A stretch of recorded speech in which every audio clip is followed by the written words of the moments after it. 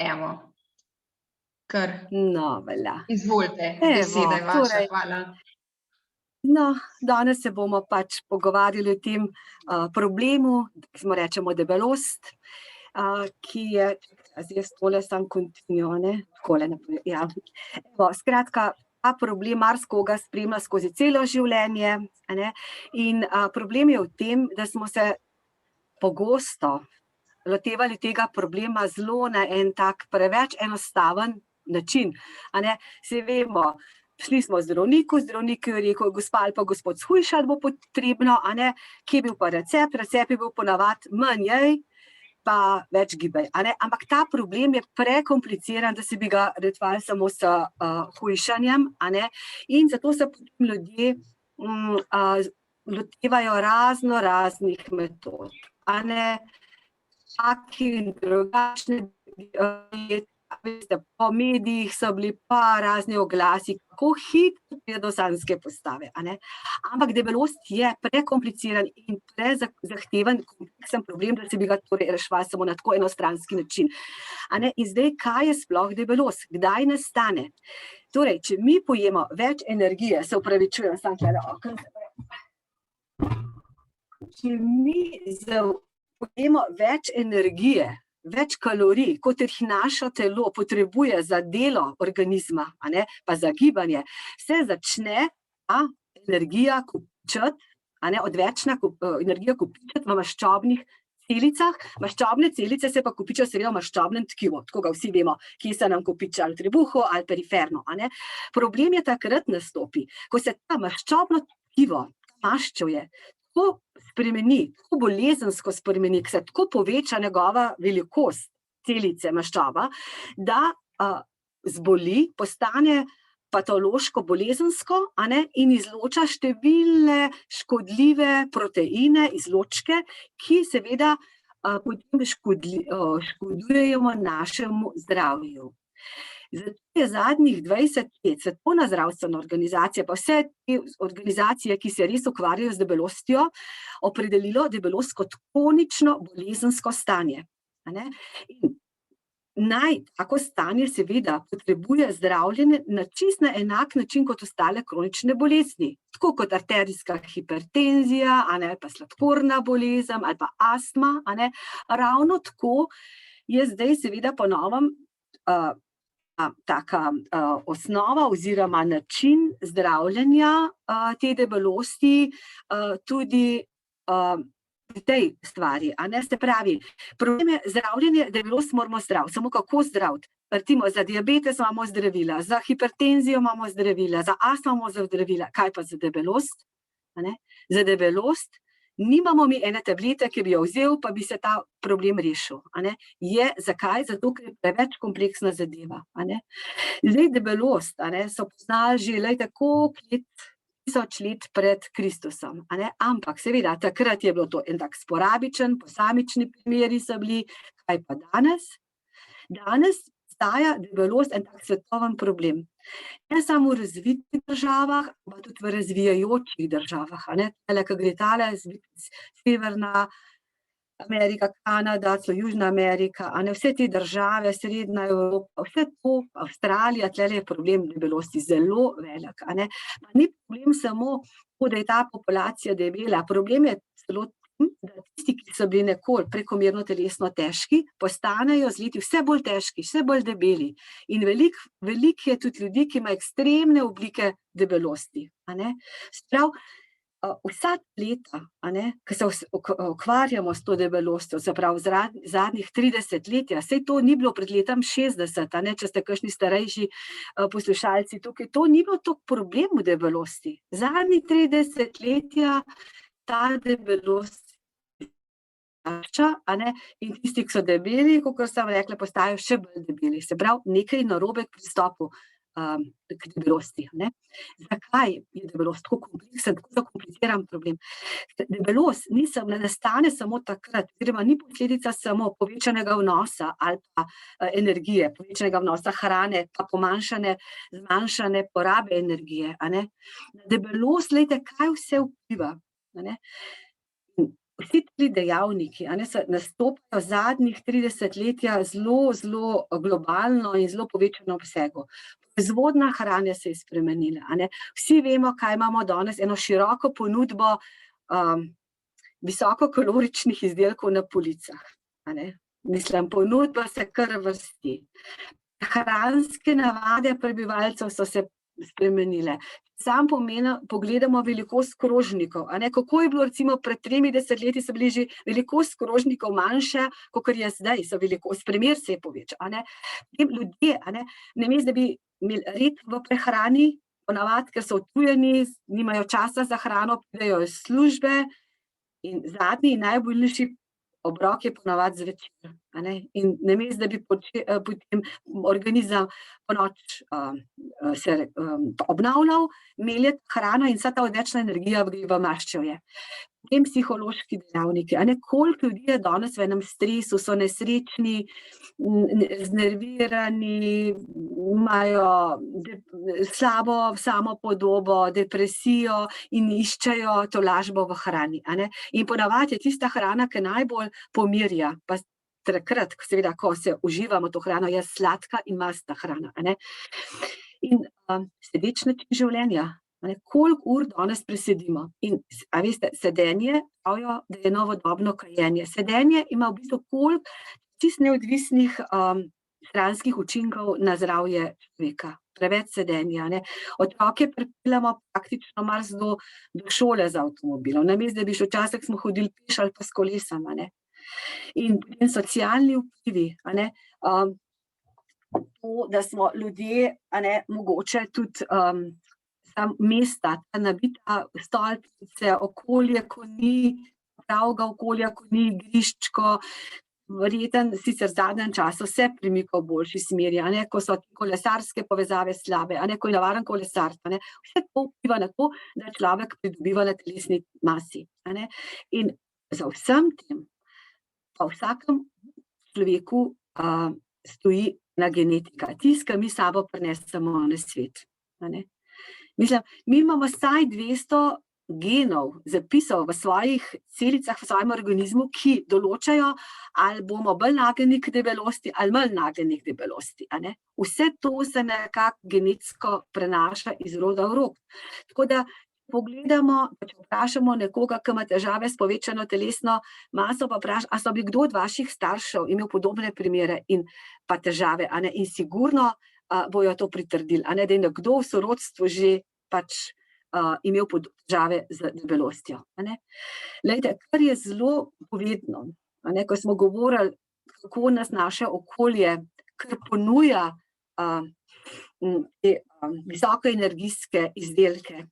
Poglejte, od leta 1998 smo praktično tle gor, pa še gor, zadnjih 30 letja, kako je poraba peciva, slaščic, sladkih in slanih priliskov, kako je šla gor, kako se povečuje poraba, In če je nekdo, ki je nagnjen že gensko k temu, da bo debel, in če živi v takem okolju, ker se to, kar vse ponuja, in če nima samo kontrole nad nosom hrane, se hitro zgodi, da se mu pridruži debelost, Potem tlele mogoče sladke pijače, to je sploh pri otrocih ali pa tudi pri odraslih, ker se na hitro zaužijemo ogromen kalorij. Poglejte, 4 plastenke, Imela zadnjič enega pacienta, ki zažeje pije Coca-Colo. Sem ga vprašala, pa seveda težavo z debelostjo. In je rekel, ja, jaz popijem, ker je fizično tudi dela, polovičen delovni čas, polovičen sedi, In prav, popijem vsaj 5 plastenk Coca-Cole.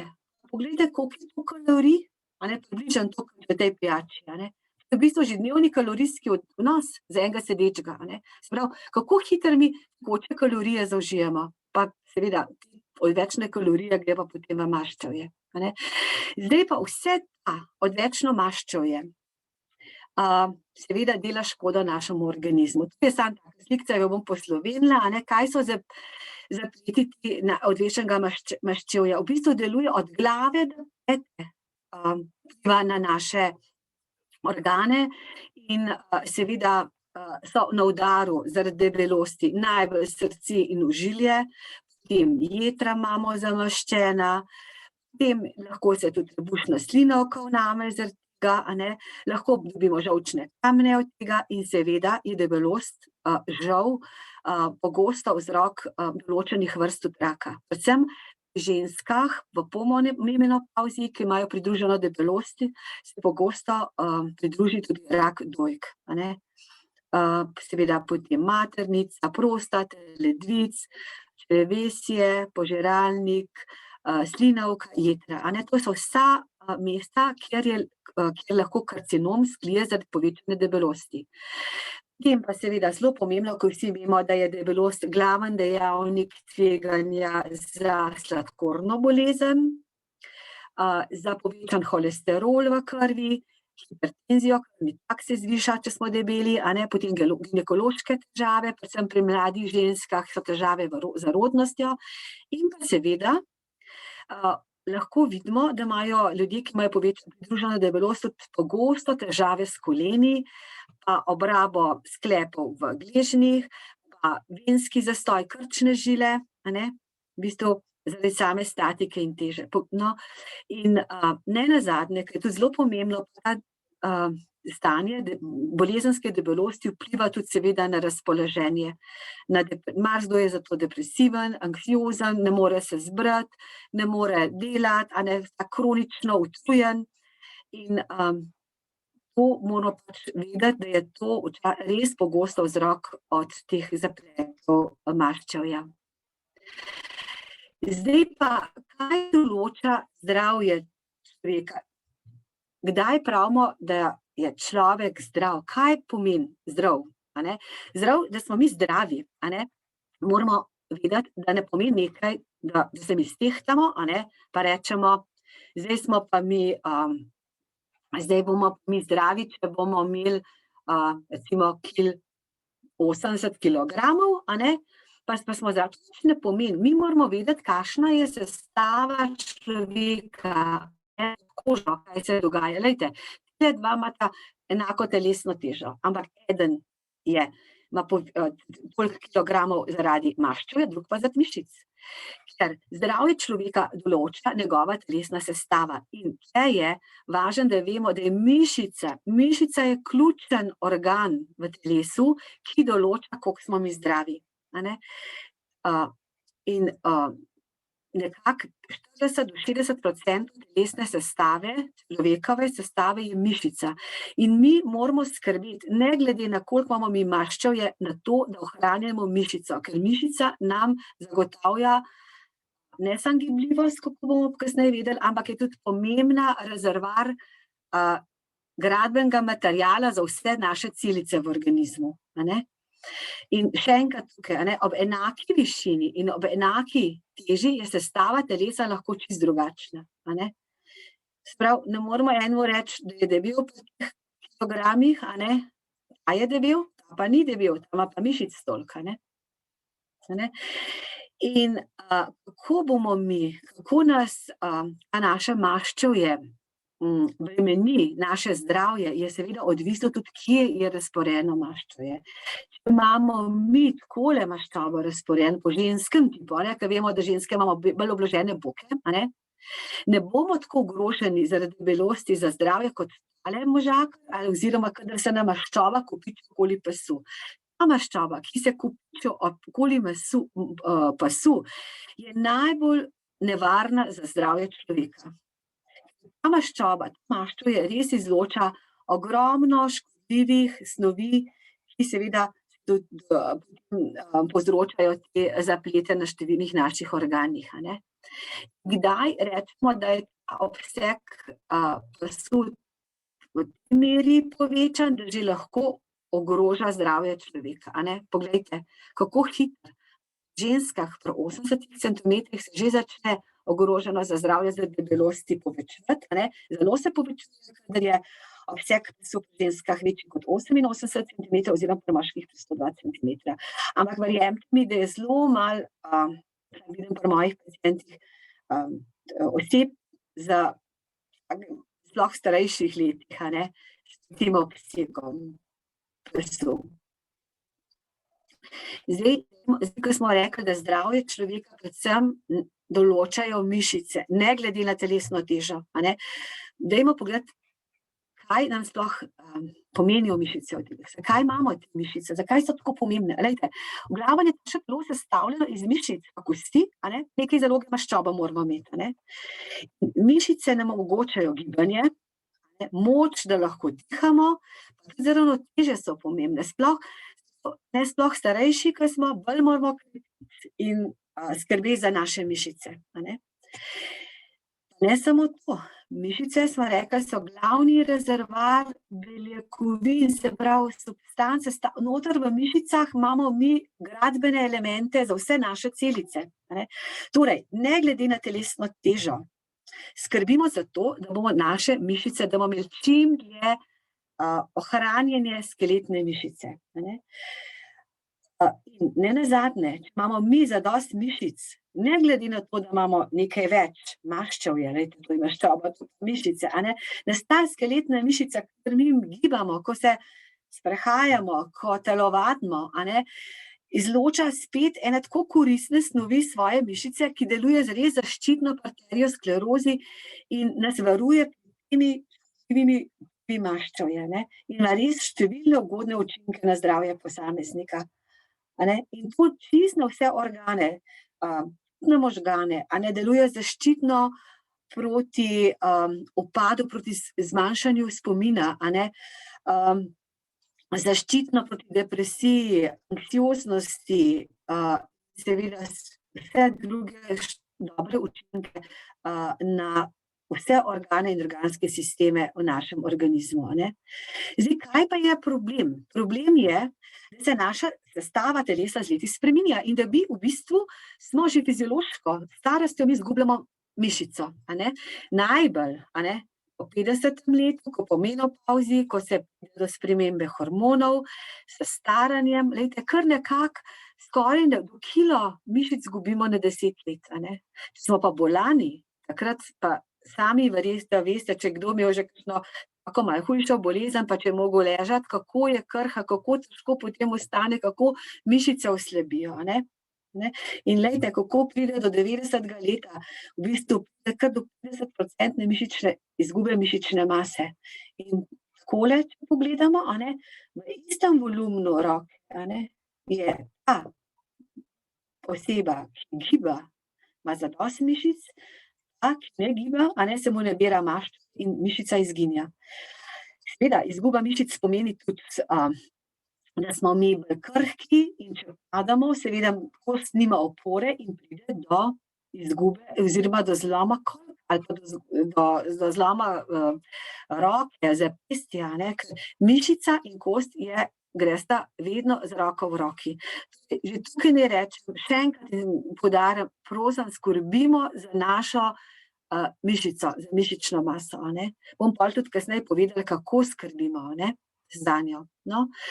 Zdaj bomo šli pa še malo nazaj k debelosti, in zakaj je vedno več naše populacije, tudi slovenske, mogoče sem prej pozabila povedati, ampak Slovenci imamo kar problem s to debelostjo, smo kar na 7. mestu po debelosti, po pojavnosti debelosti v evropskem prostoru. Nič bolje ni zdaj pri naših otrocih. Smo mislili, da smo ta problem debelosti pri otrocih rešili, ampak v zadnjem letu, ko smo pri COVID situaciji, je ta problem navzgor tudi pri otrocih. In problem je to, da ljudje si zelo želijo shujšati. To tisti, ki ne rabijo hujšanja, si želijo shujšati. In seveda se poslužujejo raznih diet, ki so seveda kratkoročno so to v redu, v bistvu so učinkovite, ljudje shujšajo, ampak dolgoročno pa seveda je problem. In problem, zakaj je problem? Ker se ta telesna masa slej ko prej vrne na začetno ali pa celo višjo. In seveda, zdaj je to problem, bomo videli kasneje, zakaj? Zato, ker ljudje enostavno ne zmorejo vzdrževati tistega, se lotijo ene ostre, kratkoročne, hude, take zelo rigorozne diete, si jo težko držijo, in seveda s tem zdravljenje debelosti prekinejo in debelost gre hitro nazaj, se hitro povrne. Mi moramo nekaj vedeti. tale graf bom probala razložiti, a ne. Ljudje se tulele odločijo za znižanje telesne mase, a ne. Pravijo tulele, zdaj bomo pa mi rešili problem debelosti, tako da gremo na eno dieto in se jo držijo in v bistvu v začetku še gre 3 do 6 mesecev, kaj se pa pol zgodi, to vam kar povem, da je kar pravilo. So še zmotivirani, tle imajo še energijo, tle jim pa v bistvu motivacija začne padati. Sploh, če so ti ukrepi zelo rigorozni, zelo hudi, a ne. Enostavno zgubijo energijo za to, da bi vzdrževali to nižjo energijski vnos še naprej, a ne. In tle jim motivacija pade, a ne, zdravljenje prekinemo, se pravi, zdravljenje v našem primeru je to, da omejijo energijski vnos ali pa da več gibajo in telesna masa se začne vračati navzgor, neizhodiščno in marsikdo se po končanem 6 mesecih hitro vrne gor na še višjo telesno maso, a ne. Zdaj pa zakaj je tako težko ohranjati? Kaj se pa zgodi v organizmu, a ne? Mi moramo vedeti, da naše telo se zelo brani prek izgubo telesne mase. A ne, to je že evolucijsko, ker to je bilo že v začetku človeštva en tak varovalni sistem, a ne. V bistvu to je bilo nujno za preživetje, da smo imeli mi tisto rezervo maščevja, a ne. In ko naš telo zazna, da smo mi izgubili telesno maso, se spremeni nivo hormonov v telesu in kaj se zgodi? Poveča se nam apetit, vedno manj porabimo energije v mirovanju za delo naših organov, a ne. Celo pri gibanju mi ne porabimo več toliko energije, toliko kalorij, a ne. Skratka, telo začne zelo varčevati na porabi energije, tako da dejansko ne zmoremo več, ustavi se seveda nadaljnja izguba telesne mase, enostavno ljudje več ne zdržijo vzdrževati zdravljenja in na podlagi tega vsega tukaj naštetega in smo na začetku.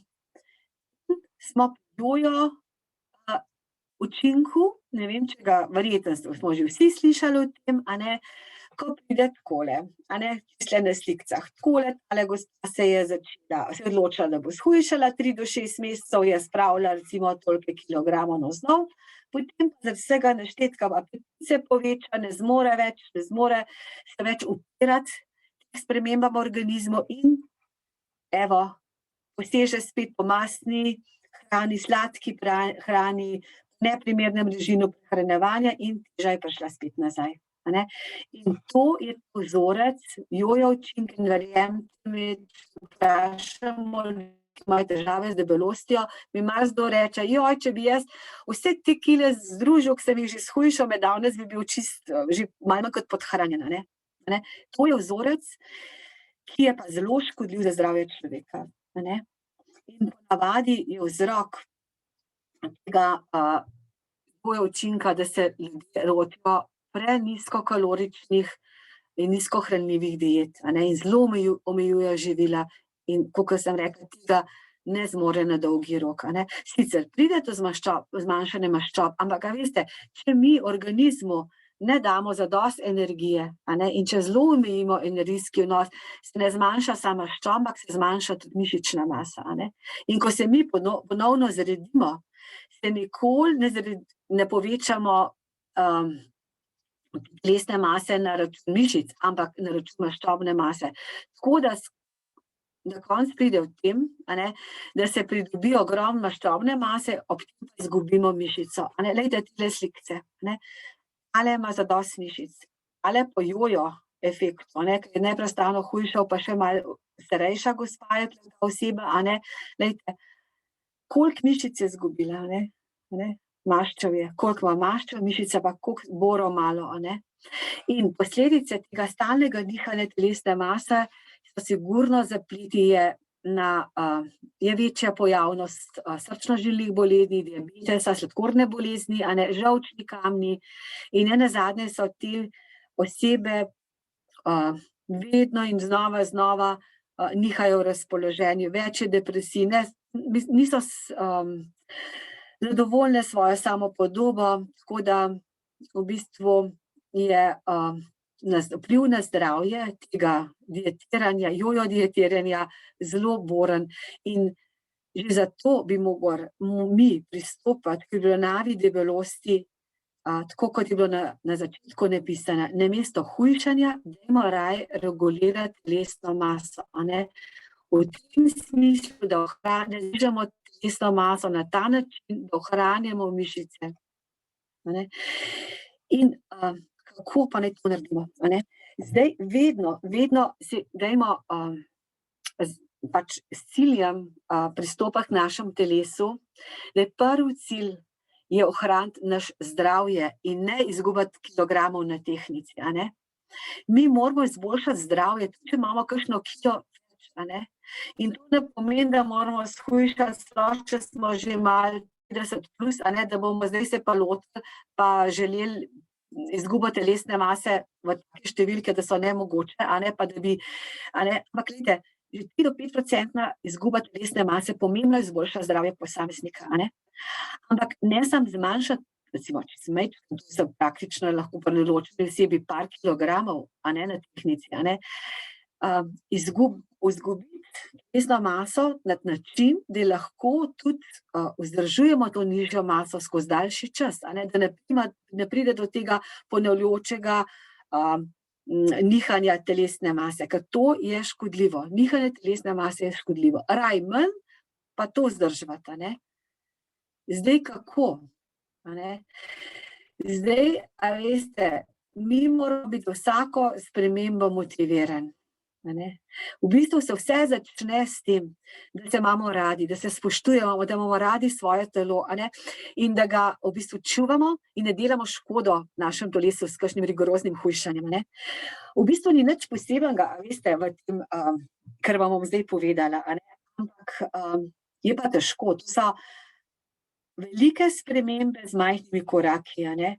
V bistvu, kaj moramo mi? Mi moramo v bistvu omejiti dnevni kalorični vnos, prilagoditi seveda ta kalorični vnos posamezniku, a ne, ampak omejiti ga na način, da bo on lahko še zmogel, da ne bo to nekaj stresnega, da ne bo tako omejil dnevni kalorični vnos, da bo to stres zanj povzročal, ampak še vseeno bo hrana ostala mu en užitek, a ne.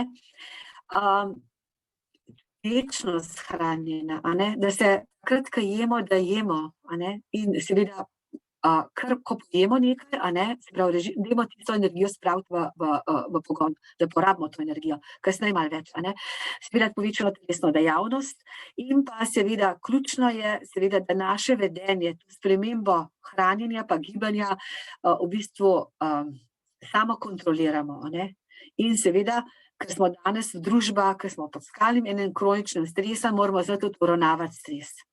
Ključno je, da ko skrbimo za telesno pripravljenost, pa da telesno sestavo, ko govorimo, tudi uredimo spanje, a ne, in pa, da se tako kot recimo jaz pravim, ko se vedno merimo, stalno merimo krvni tlak, pa kontroliramo holesterol, da tudi nadzorujemo telesno maso, da se redno tehtamo, da prepustimo to kar tako enkrat na leto tehtanje, ampak da se vsaj mogoče na 14 dni stehtamo ali pa če imamo težavo z debelostjo, pa seveda večkrat enkrat na teden priporočam. Kaj pa hrana?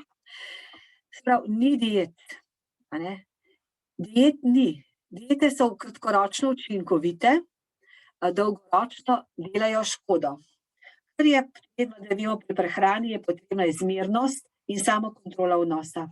Higiena prehrane je važno, da res kvalitetno hrano, da se odločamo za kvalitetno, biološko vredno hrano, da ne pijemo ali pa ne pijemo praznih kalorij, ki ne delajo nobene dodatne koristi v našem organizmu.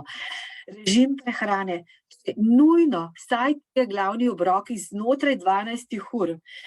Dodajmo vsakemu obroku, že zato, da bomo ohranili naše mišice, a ne, pa da bomo imeli večjo občutek sitosti beljakovine. 30 do 300 gramov beljakovine vsak obrok, seveda pa tudi kompleksne sestavljene ogljikove hidrate, se pravi polnozrnat kruh, polnozrnat riž, a ne, ali testenine, ampak to je samo za prgišče, a veste, se pravi, tukaj je treba zmernost.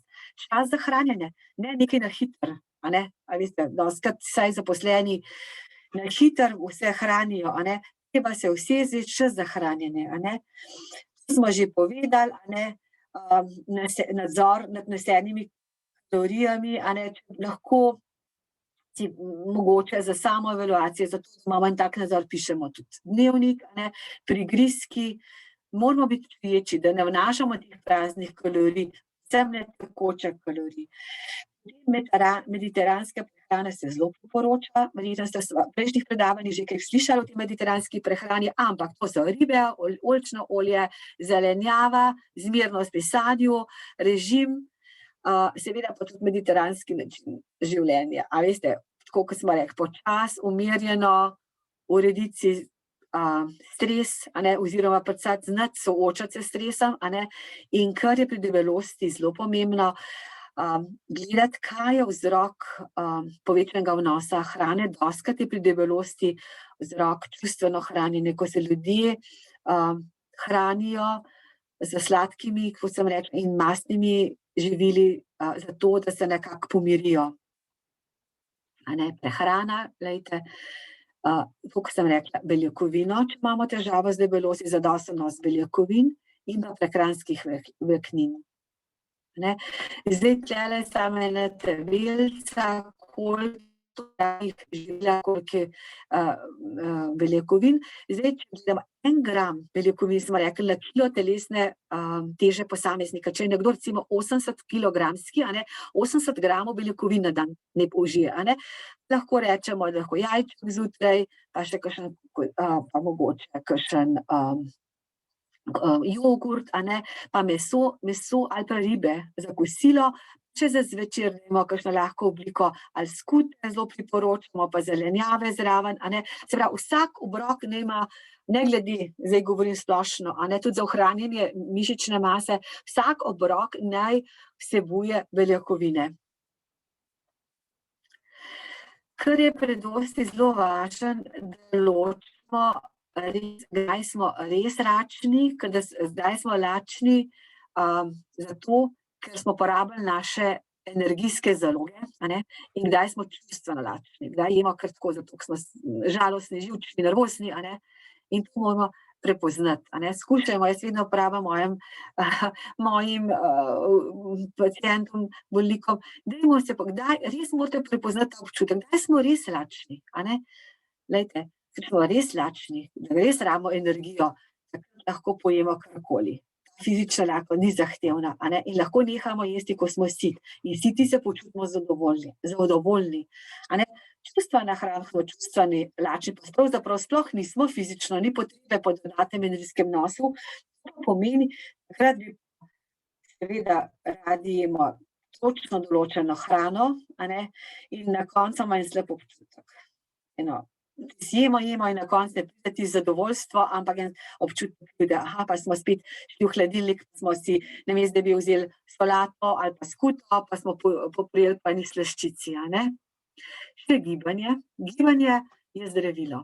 Gibanje, ne glede na telesno težo ali pa maso, ko zdaj govorimo bolj o masi kot o teži, a ne, gibanje nam izboljša holesterol v krvi, izboljša nivo krvnega sladkorja v krvi in izboljša krvni tlak, a ne. In kar je še zelo pomembno, sploh za ljudi po 50. letu, a ne, miselne sposobnosti izboljša, a ne, bolj znamo organizirati dnevne aktivnosti, izboljšamo razpoloženje in ne nazadnje izboljša spanje, a ne. Ampak seveda, ta vadba mora biti prilagojena posameznim letom, zdravstvenim posebnostim posameznika, a ne. Tako da tele so mogoče ena osnovna navodila za telesno vadbo, a ne, vedno se začnemo raztegniti, če imate kakšen, ne vem, že na vratih, kakšen ripstol, kako se reče, a ne, ali pa tako, da se raztegnete, to je v bistvu ključno, da se mišice raztegnejo, da se naši sklepi raztegnejo, potem pa zelo priporočam hitra hoja ali pa malo hitrejša hoja, a ne. Zdaj, kakšna vadba, a ne, je priporočljiva? Vedno taka, ki vključuje velike mišične skupine, se pravi noge, a ne, v noge, to se pravi stegenske mišice, tlele tek je verjetno za starejše že vprašanje, ampak hitra hoja bi prišlo, ali kolesarjenje, a ne. kaj je še vadba moči, se pravi, magar, veste, to se pravi, ni treba ravno v fitness iti, lahko si vzamete ene malo oteži za kilske ali pa steklenico vode, pa dvigujete, a ne, tako da se mišice vam v rokah pojačajo, a ne. In nenazadnje tudi prehrana. Nikoli ne vaditi ali pa ne iti na recimo, rekreacijo lačni, a ne. Jaz vedno eno uro pred telesno vadbo zaužiti en lahek beljakovinski obrok, a ne, lahko sadni jogurt ali pa lahko kakšen lahek sendvič z seveda beljakovinami in 1 uro po gibanju ravno tako en lahek beljakovinski obrok, a ne. Tele so elementi vadbe, ampak da gremo skozi na hitro, kako so priporočila. Priporočila za vzdrževanje ali pa normalizacijo telesne teže so nekako 30 do 60 minut na dan. Glejte, že 30 minut je zadosti, a ne. In seveda to ne pomeni, da lahko v enem kosu lahko tudi več recimo po 10 minut, pa se seštevajo ti učinki, a ne. Bomo šli počasi h koncu, a ne. Zdaj tole, kar sem tle napisala, je ključno pri v bistvu regulaciji telesne teže. To je ključno, je naš odnos do samega sebe, a ne. Da se imamo radi svoje telo, sebe in svoje telo, a ne, da imamo v bistvu, vzbujamo dobre občutke sami s sabo, pa tudi vzbujamo dobre odnose z drugimi, da negujemo vedrino pa dobro namernost. In v bistvu, da se na začetku, če želimo eno spremembo na sebi narediti, umirimo, a ne. In seveda, ko začnemo, ko rečemo, zdaj bom pa nekaj naredil sam sebe, a ne, če smo na tej stopnički, ne se truditi, tole nismo pripravljeni za spremembo, a ne. Tole višji smo po teh stopničkah, a ne, bolj bomo pripravljeni za uvajanje ene spremembe v svoje življenje, a ne. Se pravi, a veste, pri nas, pri zdravnikih, marsikateri zdravnik, a ne, ne pogleda na bolnika s temi očmi, na kateri stopnički, a je zmožen tule, a je mogoče zdajle v tem času v kakšni finančni stiski ali ima kakšnih družinskih problemov, a ne, pa tak pacient ne bo naredil spremembo, a ne. In včasih je res težko, a ne. Včasih je v bistvu res težko vplivati oziroma narediti eno vedenjsko spremembo, nekaj narediti, ko pa se odzadaj v našem telesu v bistvu kar ali pa v naši podzavesti kup enih problemov, čustvenih težav, stresov, a ne, kako, a ne, tako, včasih je res težko, ampak a veste, čustvo je kot val, a ne, če smo bili v stresu, a ne, moramo vedeti, da bo tisti občutek, ko mogoče pripelje stres ali pa tesnoba ali pa razočaranje, a ne, v bistvu, ta občutek bo minil, to je tako kot val, a ne, najprej pride občutek, val je strmo navzgor, mi ga lahko predihamo, začutimo, kaj smo, in potem se ta val umiri, a ne, predihamo in mine to, ne. In marsikdaj je narava tista najboljša naša prijateljica, ki sprošča, ne glede na kilograme na tehtnici, a ne, ko sproščamo, da rabimo samo to gibanje in čisto en tak lahek, lahkoten pristop do regulacije telesne mase, a ne, kajti glejte, dobre stvari vedno pridejo počasi, nič na hitro, a ne. In tako je tudi pri regulaciji naše telesne mase, a ne, se pravi, hrana, a ne, voda, a ne, to smo rekli, da ne vnaša dodatnih kalorij z sladkimi pijačami, a ne, sprostitev, gibanje, a ne, in pa spanje, a ne. Glejte, koliko, 8 ur dnevno, vsaj 7 ur, a ne, moram pa reči, da to seveda spet prilagojeno, vedno prilagojeno posamezniku. Tako, s tem bi jaz zdaj zaključila in se bi zahvalila, da ste me poslušali in kar prosim za kakšno vprašanje. Če ima kdo.